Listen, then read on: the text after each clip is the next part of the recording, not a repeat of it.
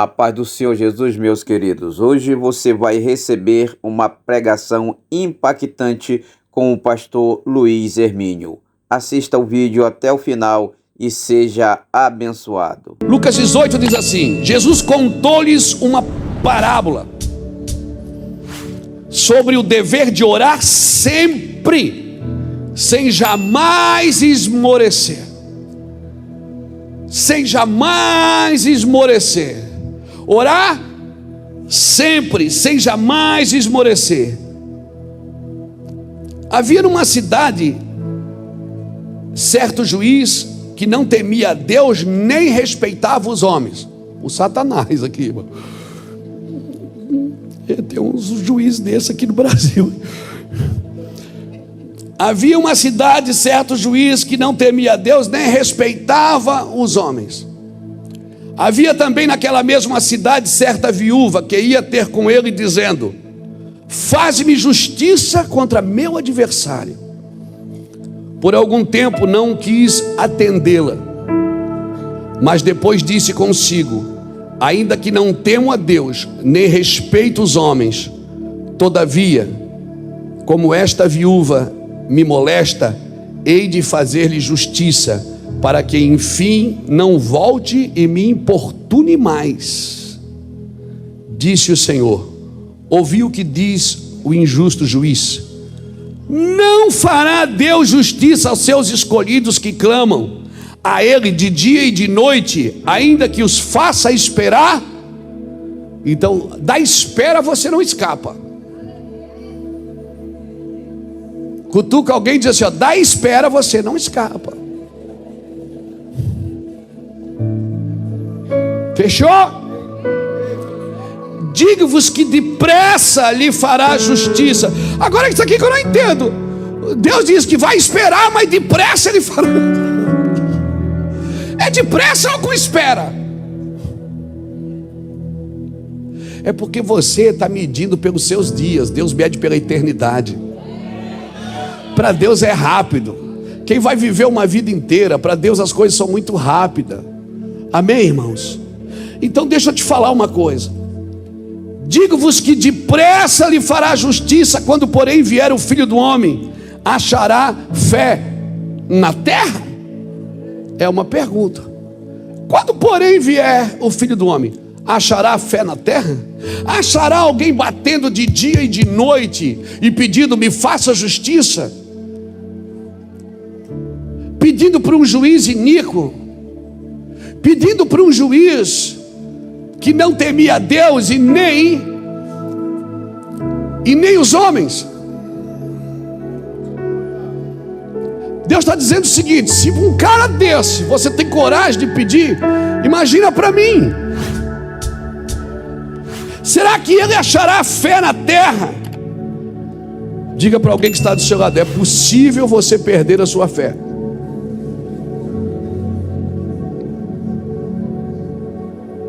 É possível você perder a sua fé. Muito possível. Será que ele achará fé na terra? Será que Deus vai achar alguém assim, crendo ainda? Ou se a gente já acostumou com a igreja, já acostumou com o cristianismo, já acostumou com a vida, já acostumou com a oração, já acostumou a pedir oração? Parei, mas o senhor está dizendo que não pode? Claro que pode, irmãos. Nós mesmos, o Senhor mandou a gente orar um pelos outros. Só que tem coisas que a gente precisa caminhar nelas, irmãos. Tem coisas que já ficou para trás. A gente precisa entrar num lugar de maturidade, de fé, e entender que uma vida sem dificuldade, sem angústia, sem sofrimento, ela não tem nenhum relacionamento com a vida de Cristo. A vida, ela precisa desses impulsos de dificuldade. Para quê? Porque a fé é provada. Você quer mover na carne aquilo que é para mover no sobrenatural? Não move!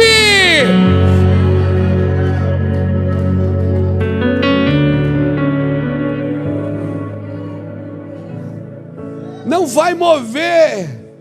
Deus não corresponde à carne. Deus não dá respostas à carne. Deus não dá respostas nem à alma. A fé que rompe é a fé que move o sobrenatural, que acredita que o visível foi feito por invisível, porque sem fé é impossível agradar a Deus, porque é necessário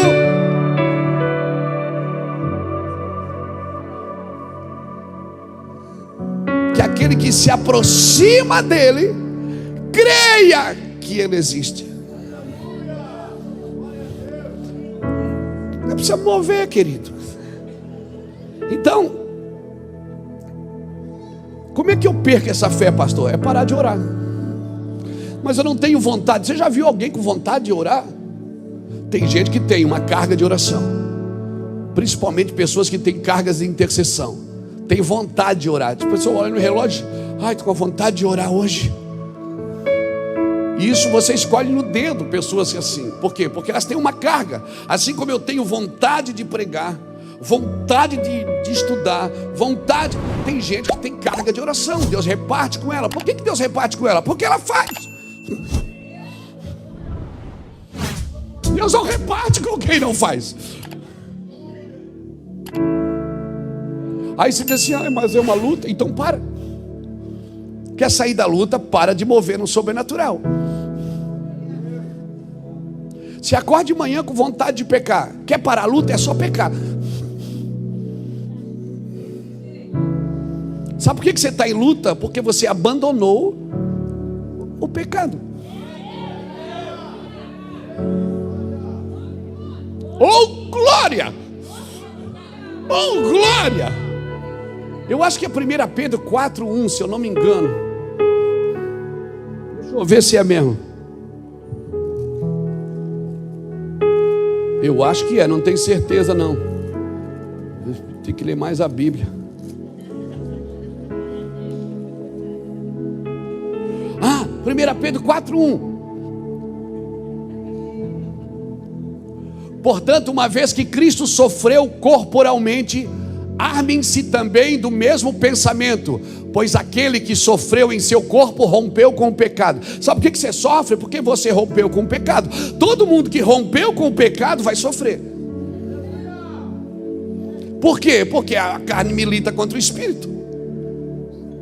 Por que você rompe? Porque, mas pastor, eu rompi contra o pecado, mas eu ainda sofro. Porque você habita num corpo de carne e você tem uma alma. O Espírito já te falou e você já sabe que isso não deve ser feito. Mas há uma luta dentro de você. Por quê? Porque você habita num corpo de carne que tem vontade e desejos. Quer parar de sofrer? Volte a pecar.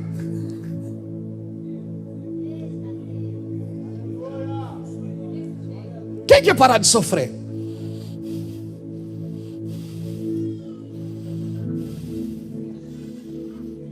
Será que as nossas campanhas "pare de sofrer" elas não estão erradas?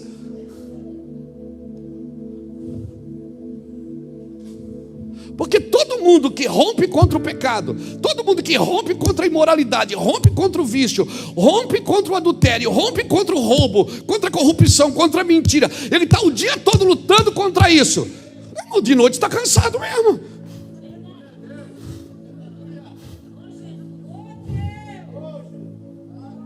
O próprio Paulo disse: o que eu quero fazer eu não faço, o que eu não quero eu acabo fazendo. Ô miserável homem que eu sou! Mas graças a Deus que nos dá a vitória pelo nosso Senhor e Salvador Jesus Cristo. Você imaginou lutar tudo isso sem o Espírito Santo? Por que o Espírito foi dado? Aí a pessoa diz assim: não, mas eu sou espiritual, eu não tenho essas coisas.